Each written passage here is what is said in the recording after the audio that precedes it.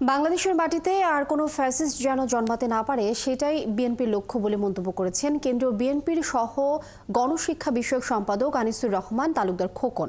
শনিবার সকালে কালকিনি উপজেলা ছাত্রদলের আয়োজনে রমজানপুর ইউনিয়নের চরপালতি গ্রামের শহীদ সিফাতের বাড়িতে জুলাই অভ্যুত্থানে শহীদ ১৭ পরিবারের সদস্যদের মাঝে তারেক রহমানের পক্ষ থেকে ঈদ উপহার বিতরণ অনুষ্ঠানে তিনি একথা বলেন।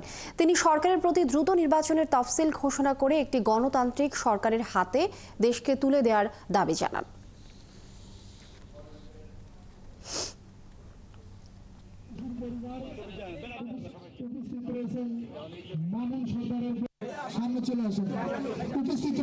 আজকে আমরা যে জনাব তারেক রহমানের পক্ষ থেকে সামান্য উপহার তাদের কাছে তুলে দিলাম, আমি মনে করি সেটাই যথেষ্ট না।